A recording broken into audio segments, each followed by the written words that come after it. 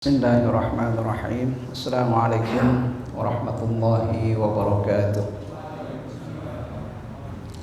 A'udzu billahi minasyaitonir rajim. Alhamdulillahirabbil alamin. Wassalatu wassalamu ala asyrofil anbiya'i wal mursalin sayyidina wa habibina wa syafi'ina wa maulana Muhammadin wa ala alihi wa ashabihi ajma'in wa ba'du.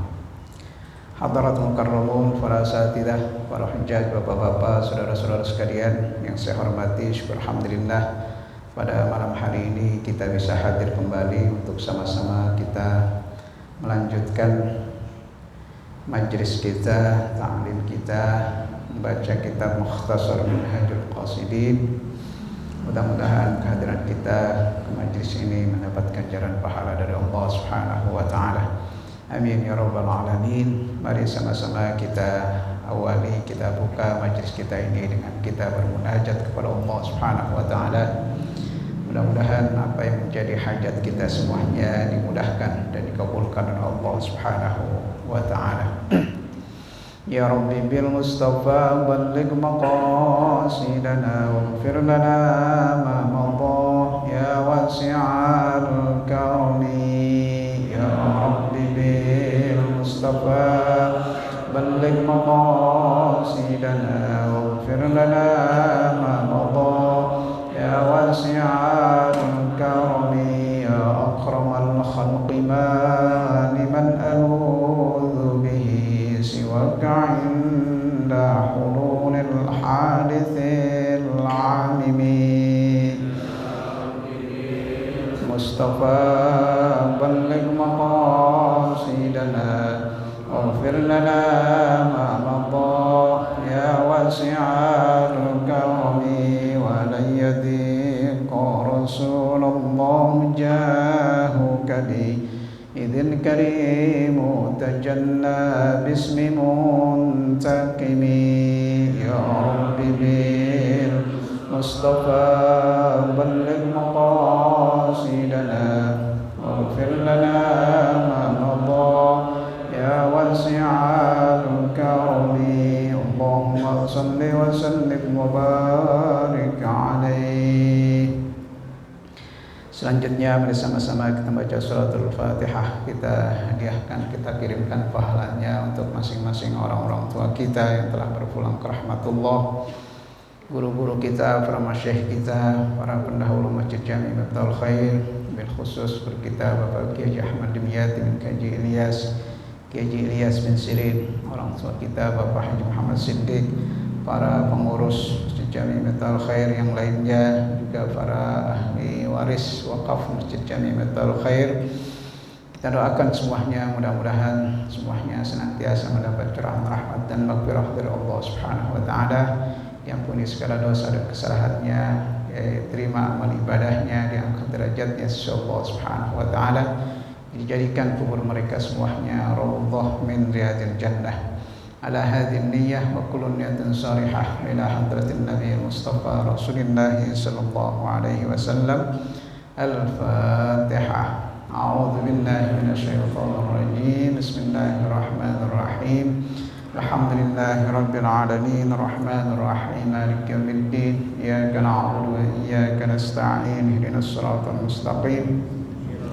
Siratal ladzina an'amta 'alaihim ghairil maghdubi 'alaihim waladdallin. Amin.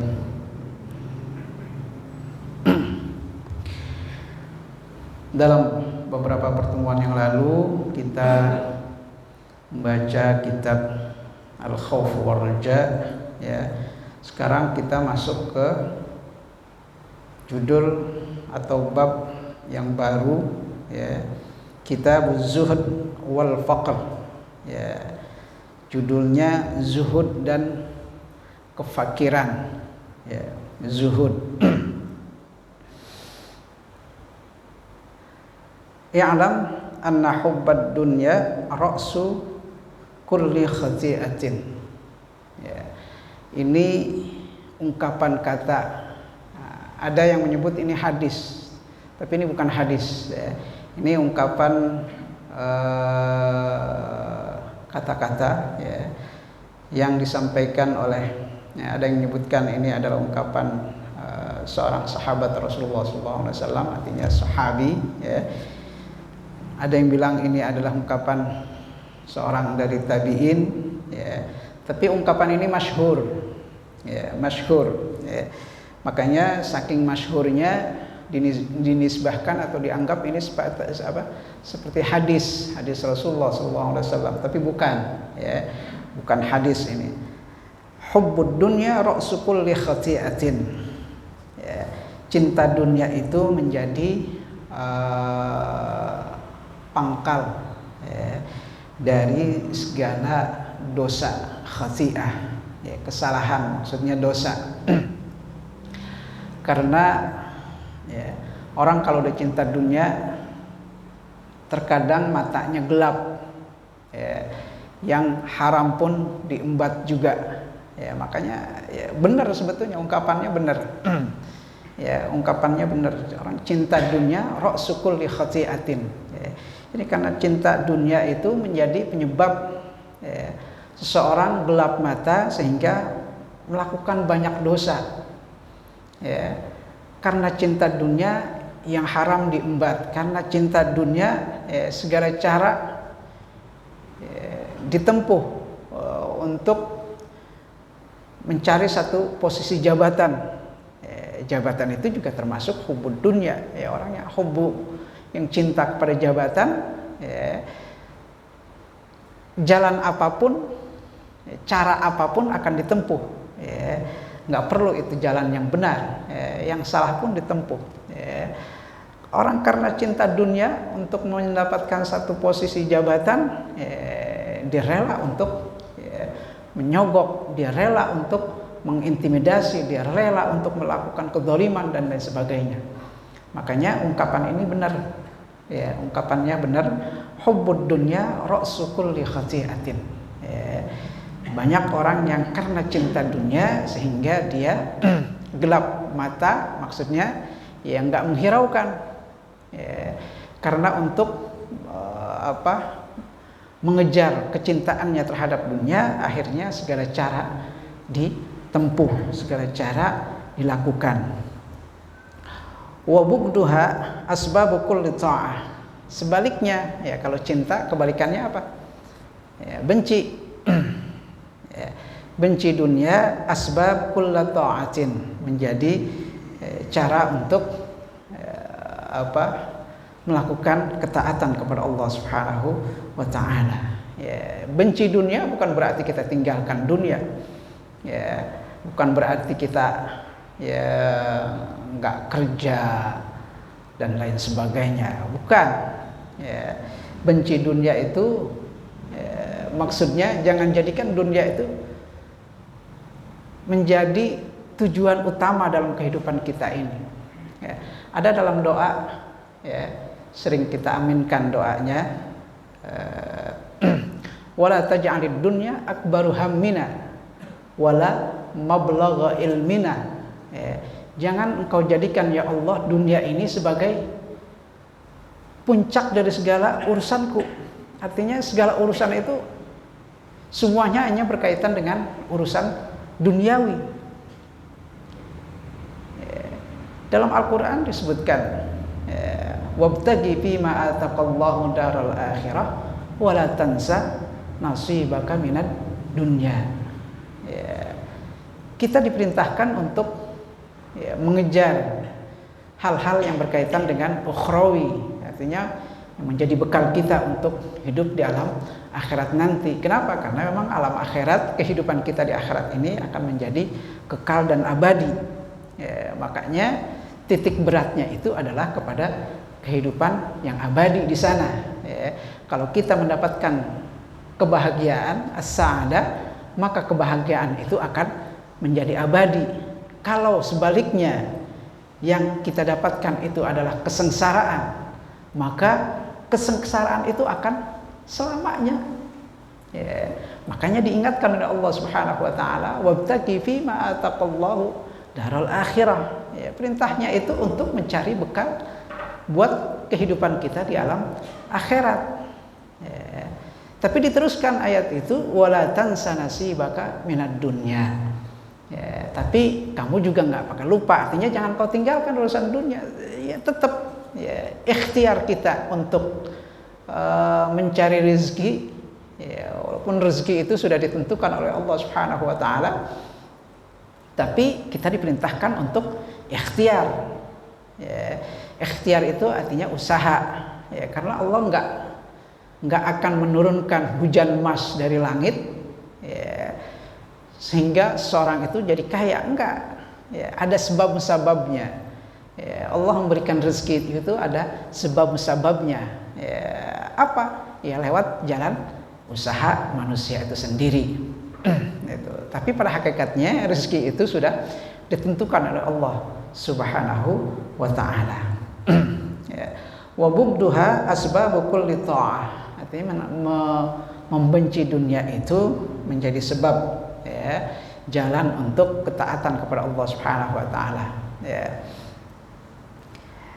Wa qad sabaqa dhammud dunya fi rub'i al-muhlikat. Dalam bab sebelumnya dalam kitab ini kan dibagi 4 pembahasan. Di awal dulu, ya, awal pengajian itu pernah saya sampaikan. Jadi Mukhtasar Minhajul Qasidin ini diambil dari intisari kitab Ihya Ulumuddin karangan Imam Al-Ghazali. Kitab ini dikarang oleh Ibnu Qudamah Al-Maqdisi. Nah, dia dibagi dari 4, ya, dibagi 4 pokok pembahasan, ya, 4. Jadi seperempatnya berbicara tentang ibadah, ya. Yang kedua berbicara tentang adat kebiasaan, ya. Yang ketiga, ya, berbicara tentang al-muhlikat, hal-hal yang membuat seorang itu, ya, terjerumus dalam dosa, ya, melakukan maksiat, ya, yang menyebabkan dia diazab oleh Allah Subhanahu wa Ta'ala nanti di akhirat ke neraka. Kemudian seperempat yang terakhir itu rubu'u al-munjiyat, hal yang menyelamatkan seseorang itu, ya, untuk selanjutnya mendapatkan sa'adah, kebahagiaan di alam akhirat, al-munjiyat, ya. Di antara dari al-munjiyat itu adalah az-zuhud wal faqr, ya, sebelumnya ar-raja wal khauf dan lain sebagainya. Nah, pernah ketika kita membahas tentang membenci dunia itu ada dalam pembahasan rubu'u al-muhlikat, ya, di situ dibahas karena memang dunia ini, ya, banyak orang yang lengah sehingga membuat dia, ya, menjauh dari jalan Allah Subhanahu wa Ta'ala, menjauh dari ibadah kepada Allah Subhanahu wa Ta'ala, membuat dia jauh dari taat kepada Allah Subhanahu wa Ta'ala. Padahal dunia ini menjadi mestinya, ya, menjadi lahan untuk kita mencari bekal buat kehidupan kita yang abadi di akhirat nanti. Wa qad sabaqa dhammud dunya fi rub'i al-muhlikat wa nahnu nadhkuru al-an fadlal bughdi laha wa zuhud fiha. Dalam pembahasan ini nanti kita akan berbicara bagaimana, ya, keutamaan seseorang membenci dunia dan zuhud, ya, zuhud dari hal-hal yang bersifat duniawi. Nanti akan kita bahas. Fa innahu ra'sul munjiyat, karena ini menjadi bahan, ya, atau modal seseorang untuk selamat, ya. Maksudnya selamat apa? Ya, selamat karena dia tetap akan berada di jalan yang penuh ridha dari Allah Subhanahu wa Ta'ala. Wa muqata'atuha imma an takuna bin ziwaiha 'anil 'abd wa yusamma dzalika faqran wa imma bin ziwa'il 'abd anha wa yusamma dzalika zuhdan. Kenapa bab ini dinamakan dengan bab zuhud dan faqr, ya? Tadi garis besarnya itu, ungkapan seorang sahabi mengatakan hubbud dunya ra'su kulli khati'atin. Cinta dunia itu menjadi pangkal dari segala dosa. Dibahas dalam bab ini zuhud dan faqr itu karena kita ingin memahami bagaimana kita jangan sampai terjerumus untuk cinta penuh kepada kehidupan dunia. Artinya segala urusan, segala pikiran, segala upaya, usaha semuanya hanya tercurah kepada urusan duniawi, sehingga seorang itu lupa dengan kewajibannya beribadah kepada Allah Subhanahu wa taala, lupa akan kewajibannya untuk taat kepada Allah Subhanahu wa taala, lupa untuk menjalankan apa yang diperintahkan oleh Allah Subhanahu wa taala, lupa untuk menjalankan atau menjauhi apa yang dilarang oleh Allah Subhanahu wa taala, karena segala sesuatunya itu diukur atau dicurahkan untuk urusan duniawi. Tapi urusan dunia itu mestinya kita jadikan lahan kita untuk menjadi bekal atau mencari bekal untuk kehidupan kita yang abadi di akhirat. Sesuai dengan firman Allah yang tadi saya bacakan, wabtaghi fi ma ataqallahu daral akhirah wa la tansa nasibaka minad dunya. Nah, cara untuk kita menjauhi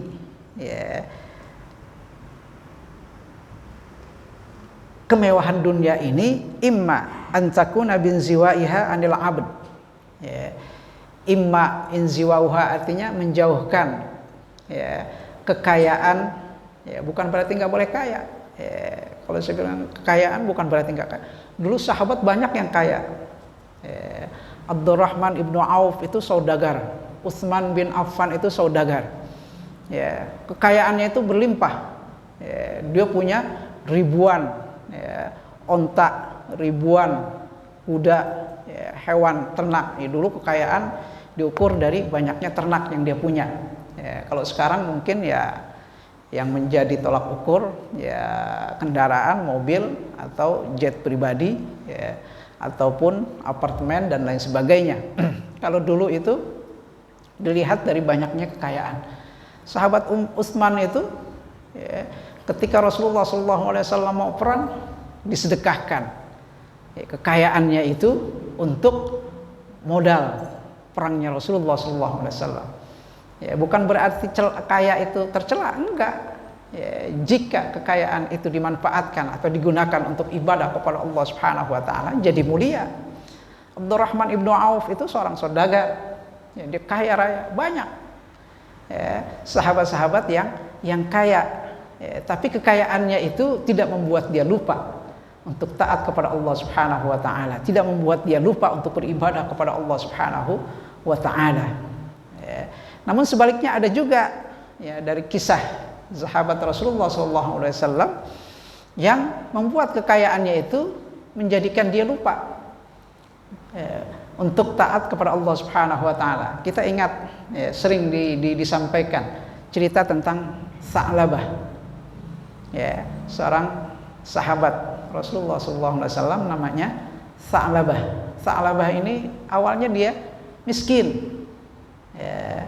Dia miskin, kemudian dia merasa udah bosan sama miskin, sehingga dia datang ke Rasulullah SAW, membujuk Rasulullah SAW supaya mendoakan dia agar menjadi kaya. Rasulullah udah ingatkan, kamu lebih baik kamu ridho dengan kefakiranmu, dengan kemiskinan yang ada sekarang, kamu sabar, kamu ridho, itu menjadi kamu terhormat dan menjadi mulia di sisi Allah Subhanahu wa taala, kamu mendapatkan pahala, ketimbang kamu kaya kemudian kamu lupa untuk beribadah kepada Allah Subhanahu wa taala. Awalnya ketika dia minta dikasih nasihat seperti itu, nggak jadi. Rupanya pas sudah pulang mikir lagi, datang lagi ke Rasulullah, bujuk lagi Rasulullah supaya doakan dia. mendoakan dia supaya kaya, nggak miskin lagi, ya, dengan ungkapan yang membuat Rasulullah SAW ya, akhirnya mau mendoakan. Ya, jadi di hadapan Rasulullah dia janji, ya Rasulullah, nanti saya kalau udah kaya saya tetap akan ibadah kepada Allah Subhanahu wa Ta'ala. Ya. Tapi ya, dengan bujuk ya, dan janji seperti itu, akhirnya Rasulullah mau mendoakan Sa'labah ini. Ya, konon dalam ceritanya, ya, setelah didoakan, ya, dia mulai ternak. Ya, dulu itu yang tadi saya katakan, kekayaan itu diukur dari banyaknya ternak yang dia punya. Ya, ada ternak kambing, ada onta, ada kuda, ya, dan lain sebagainya, ternak. Sa'labah ini ya, yang dia punya itu adalah ternak kambing, ya, sehingga dari situ yang tadinya kambingnya ya, cuman sepasang gitu, terus berkembang biak puluhan, ratusan, ribuan, ya, bahkan yang awalnya dia punya itu saat itu masih ada di Madinah, ya, di awal-awal dia masih ya, sholat masih sholat, walaupun mungkin sudah mulai sibuk dengan kekayaannya, dengan ternak yang dia punya, sampai akhirnya ternaknya ribuan dia punya, ya, sudah sempit di Madinah, dipindahkan ke lembah, ya, di luar Madinah. Ya, ujung-ujungnya apa? Ya, dalam kisahnya itu disebutkan bahwa Sa'labah itu akhirnya malah ya, sudah nggak lagi mau mengerjakan sholatnya ditinggalkan. Ya, bahkan dikisahkan bahwa ada ketika sahabat datang ya, minta zakat ya, dari ternak yang dia punya, dia menolak untuk mengeluarkan zakat, ya, mengeluarkan zakat, dan itu disampaikan oleh sahabat tersebut kepada Rasulullah. Ya, nah ini kan cerita seperti ini, ya, artinya kekayaan yang malah membuat seorang itu kufur ya, kepada Allah Subhanahu wa Ta'ala, kufur dari nikmat yang Allah Subhanahu wa Ta'ala berikan. Ya, makanya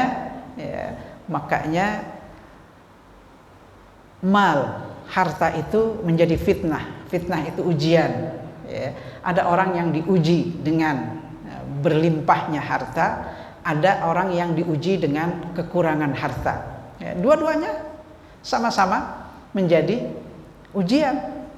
Ya, orang yang dikasih harta yang banyak itu ujian, apakah dia mau bersyukur ya, dan tetap ibadah kepada Allah Subhanahu wa Ta'ala dengan yang harta yang dia punya, atau malah sebaliknya ya, malah dia kufur dari nikmat Allah Subhanahu wa Ta'ala.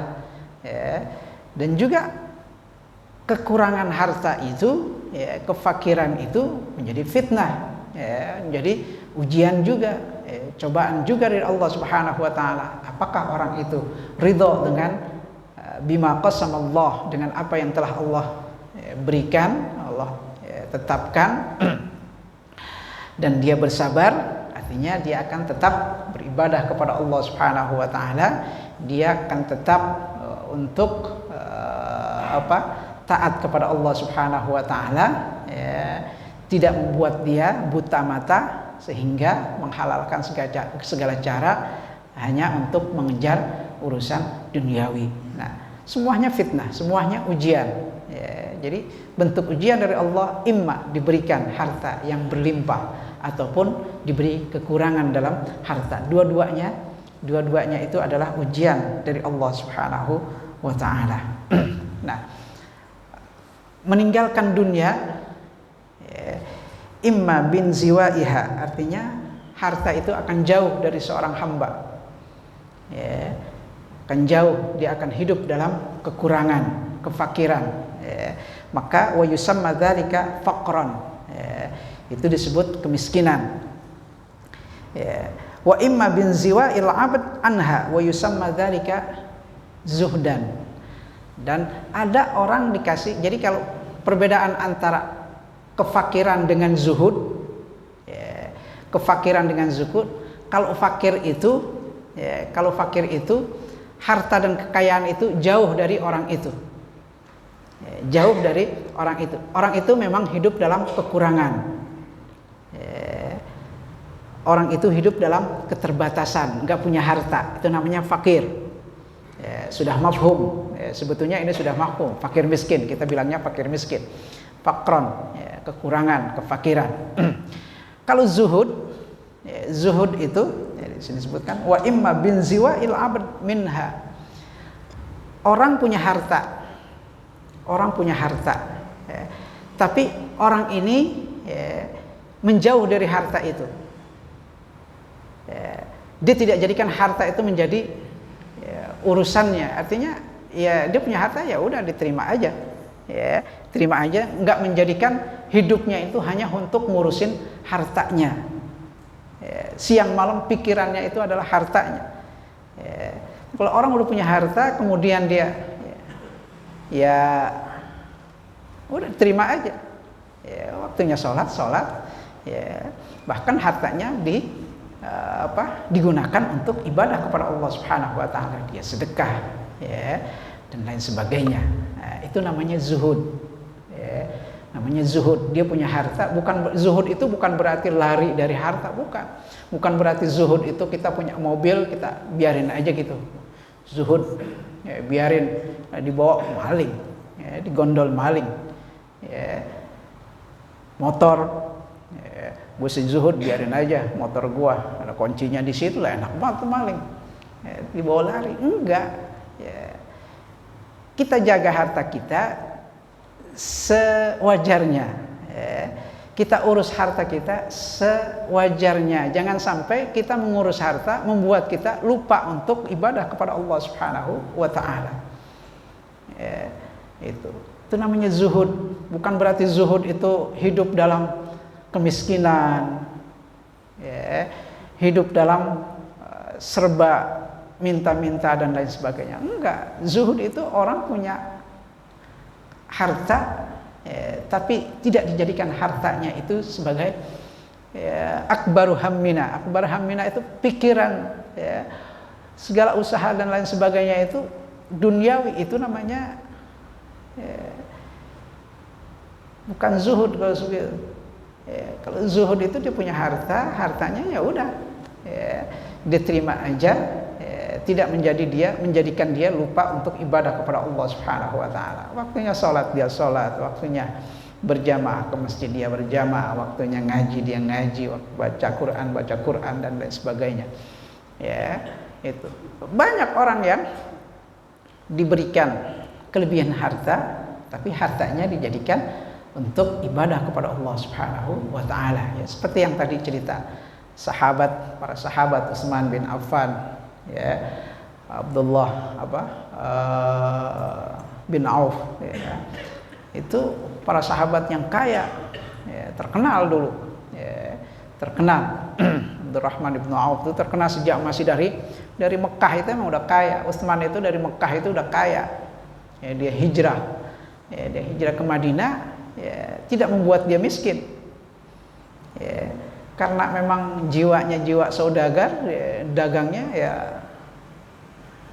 maju, itu. Tapi kekayaan yang dia punya itu tidak membuat dia lupa kepada Allah Subhanahu Wa Taala, tidak membuat dia jauh dari ibadah kepada Allah Subhanahu Wa Taala, tidak membuat dia jauh dari taat kepada Allah Subhanahu Wa Taala. Itu. Di bagian pertama, jadi perbedaan antara fakir atau kefakiran dengan zuhud itu, kalau fakir itu orang memang hidup kekurangan, enggak punya harta,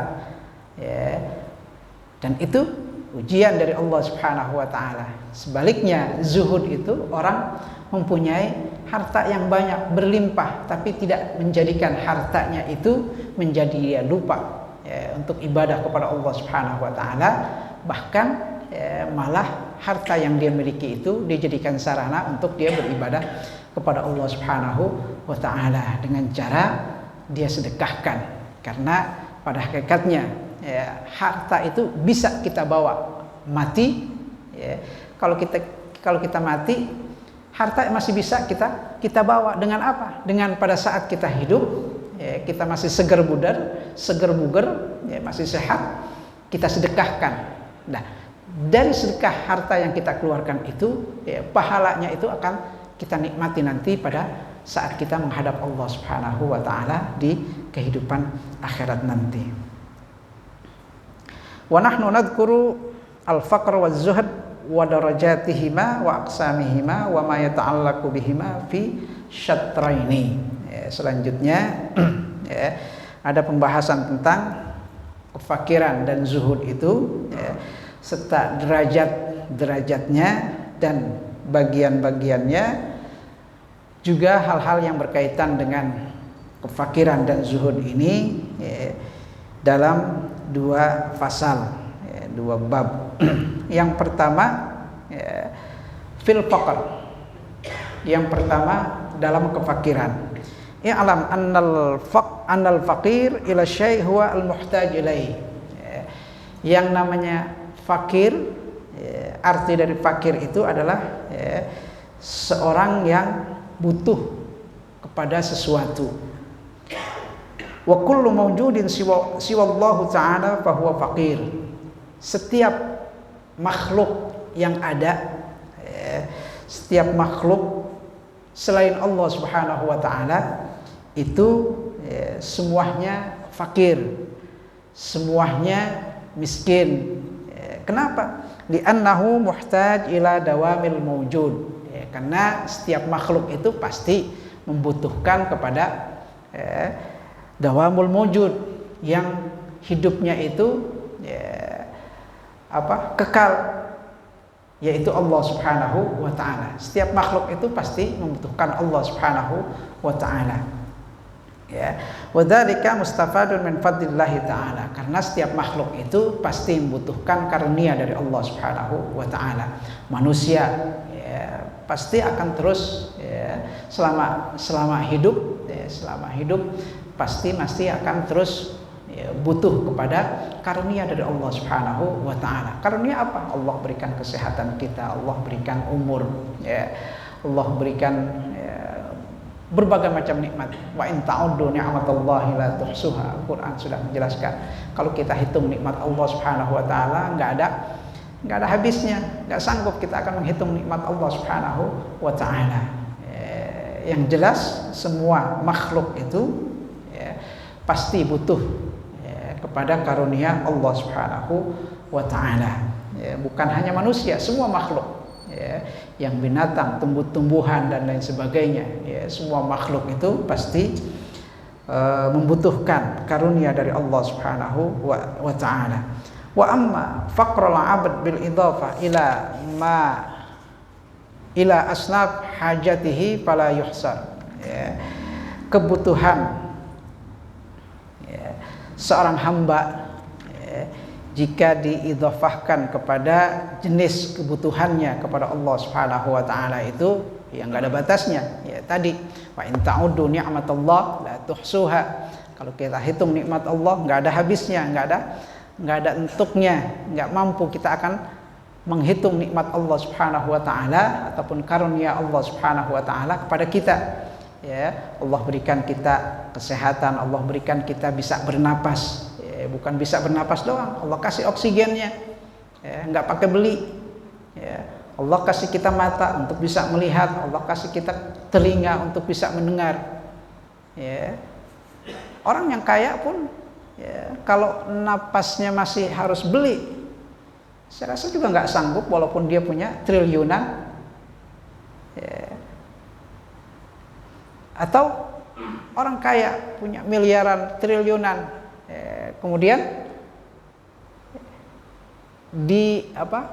matanya harus ditebus, ya, dengan kekayaannya, ya, pasti dia akan mau.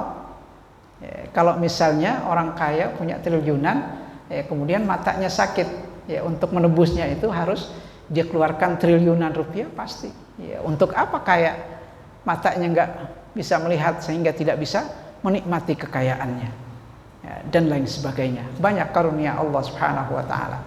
Makanya ya, fala yuhsar, artinya nggak ada batasnya, ya, nggak ada batasnya hajat kita, ya, kebutuhan kita dari karunia Allah Subhanahu wa taala, ya. Kebutuhan manusia dari karunia Allah Subhanahu wa taala tidak terbatas. ya, tidak terbatas, bukan hanya yang umum saja, yang khusus pun masing-masing kita akan mempunyai kebutuhan hajat masing-masing kepada Allah Subhanahu wa taala. Ya. Wa min jumlati hajatihi ma yatawassalu ilaihi bil mal. Dari antara sekian hajat manusia itu ada yang didapatkannya dari harta. Tsumma yatasawwar ayyakuna lahu khamsatu ahwal inda faqrihi. Ketika manusia diberikan harta oleh Allah Subhanahu wa taala, maka dapat dibayangkan keadaan mereka ketika mendapatkan harta itu.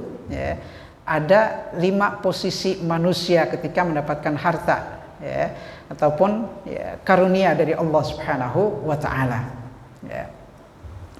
Yang pertama, ayyakuna bihaitsu law atahu al-mal laqarahu wa ta'adza bihi.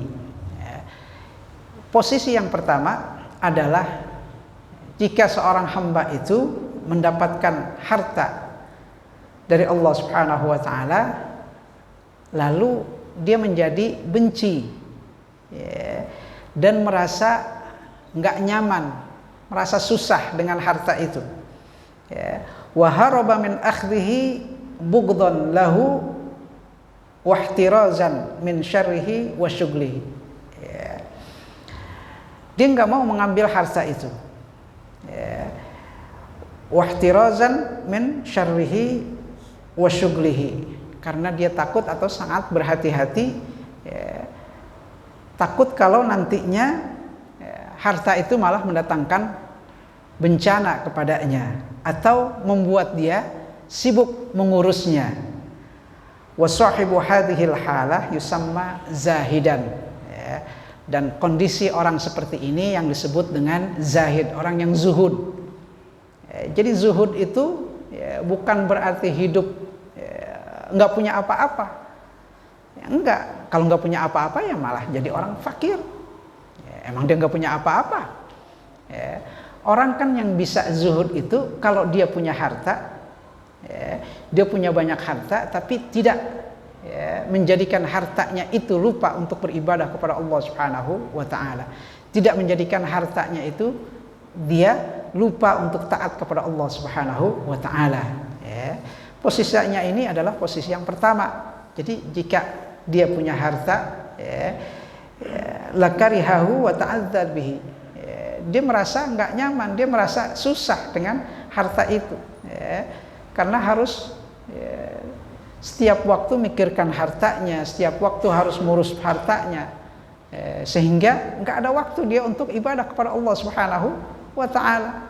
Seperti yang kisah yang dikisahkan tentang Sa'labah itu. Dari awalnya dia orang yang taat, orang yang rajin beribadah, kemudian ketika kaya membuat dia lupa. Nggak ada waktu, karena waktunya habis untuk ngurus kekayaannya. Ngurus kekayaannya.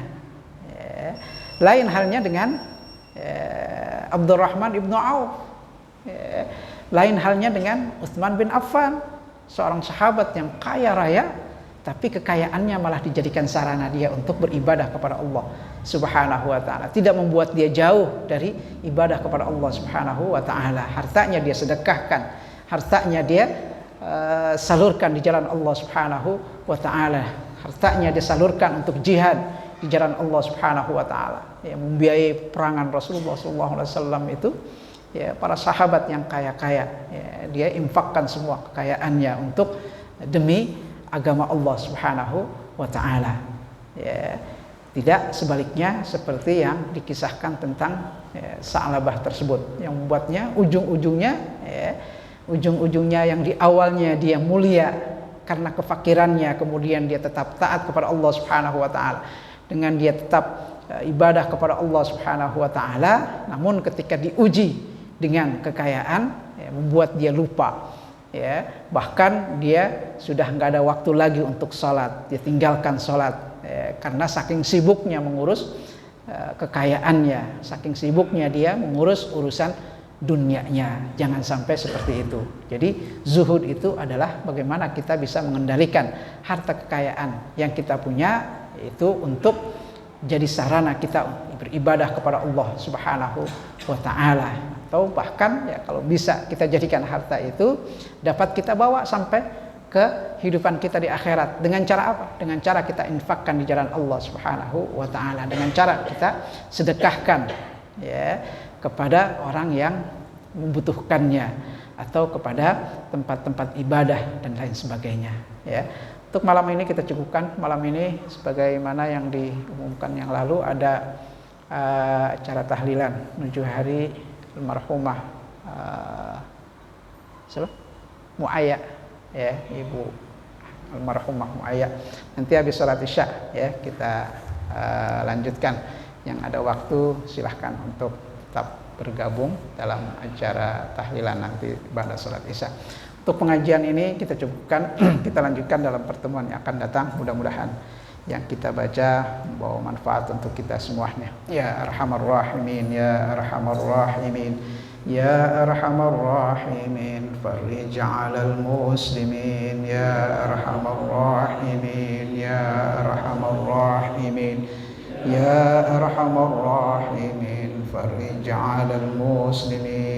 Wa'fu 'anna ya Allah, wa'fu 'anna ya Karim, wa'fu 'anna ya Rahim, rahmatika ya Arhamar Rahimin. Allahumma ij'al jam'ana hadha jam'an mubaraka waj'al tafarruqana min ba'dihi tafarruqan ma'suma.